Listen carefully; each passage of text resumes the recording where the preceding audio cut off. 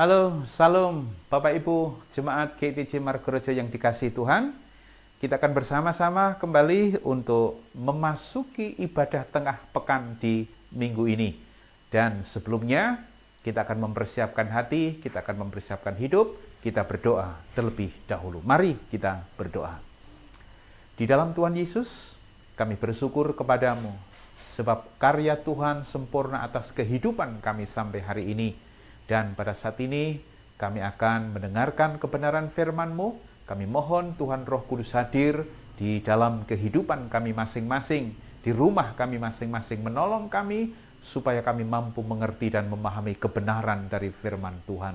Berkati hamba-Mu yang akan menyampaikan firman-Mu pada saat ini. Kami menyerahkan sepenuhnya pemberitaan firman pada saat ini di dalam nama Tuhan Yesus Kristus. Haleluya. Amin.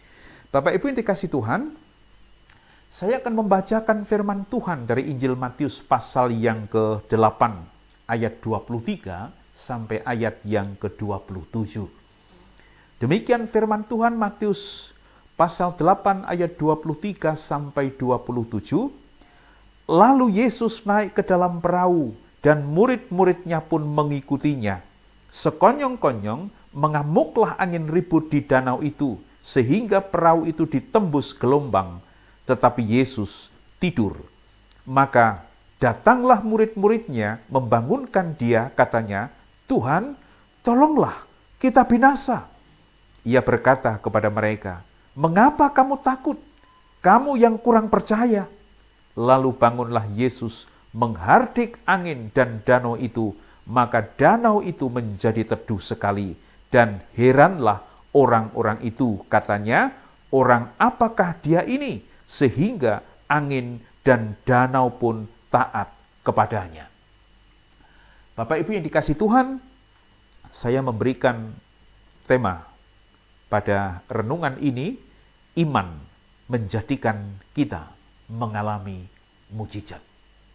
Dengan iman menjadikan kita menerima mujizat. Di dalam perikop ini dijelaskan, diceritakan, Yesus bersama para murid berlayar di danau Galilea. Mereka bersama-sama satu perahu dengan Yesus. Dan diceritakan, dituliskan di dalam ayat ini, di dalam bagian ini, ayat yang ke-24, Yesus tertidur atau Yesus tidur di perahu itu.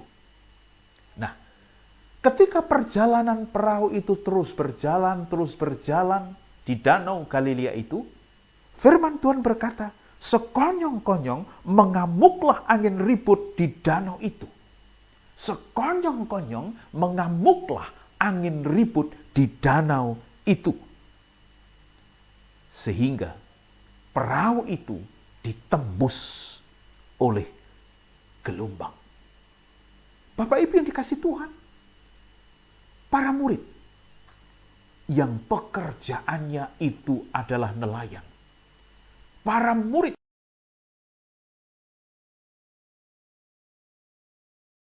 gelombang, mereka akrab dengan angin dan badai. Tetapi pada saat itu, ketika mereka berlayar di danau itu, mereka dihantam oleh angin, mereka dihantam oleh gelombang. Dan yang terlihat dari mereka adalah ketakutan yang luar biasa. Ternyata mereka tidak bisa mengatasi persoalan angin yang menghantam perahu mereka. Mereka tidak sanggup untuk menguasai perahu mereka. Lalu, dengan ketidakmampuannya, mereka lari kepada Yesus. Mereka membangunkan Yesus dengan kata-kata, "Tuhan, tolonglah, kita binasa." Bapak Ibu yang dikasihi Tuhan, ternyata kemampuan manusia, ternyata kekuatan manusia di mana para murid pada saat itu seharusnya mereka sanggup, ternyata mereka tidak sanggup.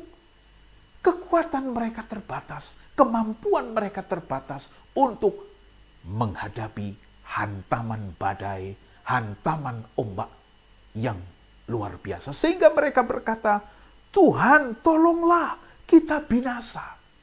Mereka mengatakan binasa. Mereka mengatakan, Tuhan tolonglah kita binasa. Dengan ombak ini, dengan angin ini, kita binasa. Bapak Ibu dikasih Tuhan.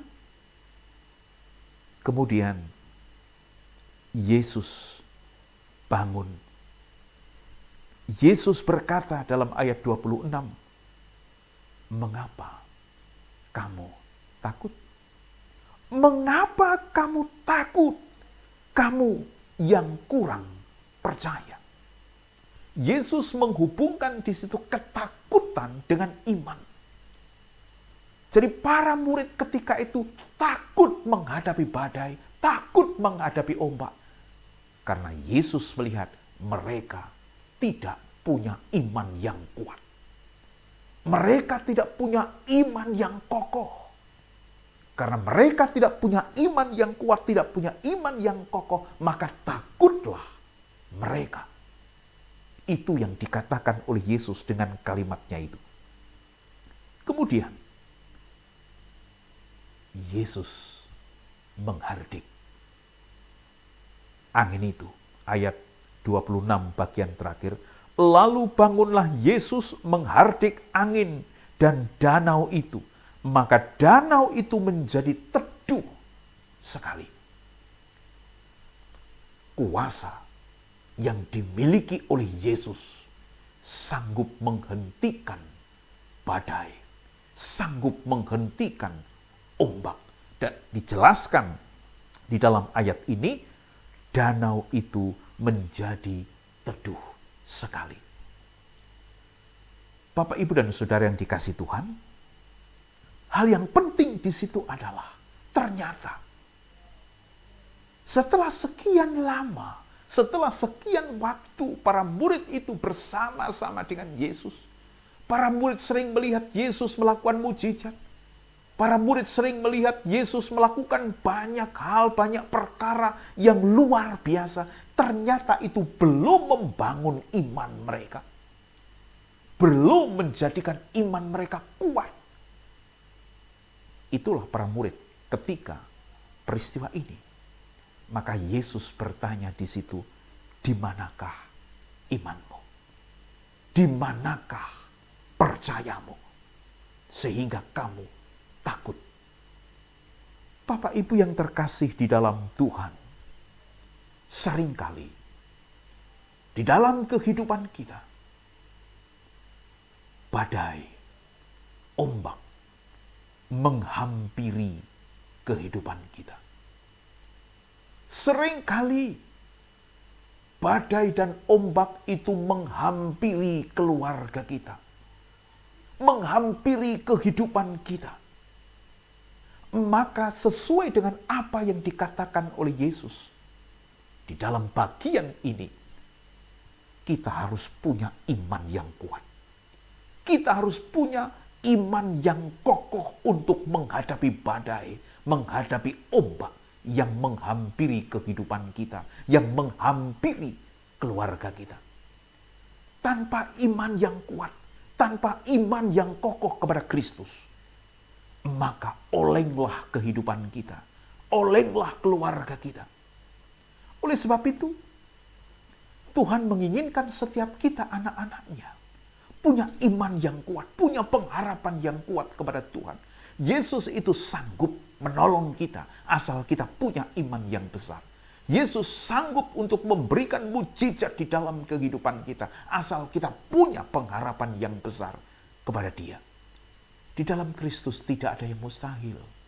Di dalam Tuhan Yesus tidak ada yang tidak mungkin. Semuanya mungkin Yesus kerjakan dan Yesus lakukan. Ketika banyak orang yang dibawa kepada Yesus karena mereka sakit, yang dilihat Yesus apa? Yang dilihat Yesus adalah iman mereka. Ingat, renungan beberapa minggu yang lalu, Bartimius yang disembuhkan oleh Yesus itu, Yesus berkata, imanmu yang menolong engkau, imanmu yang menyelamatkan engkau. Oleh sebab itu dalam kehidupan kita, banyak perkara yang harus kita hadapi. Kondisi dunia sekarang ini begitu sulit. Kehidupan dunia sekarang ini begitu menakutkan secara manusia.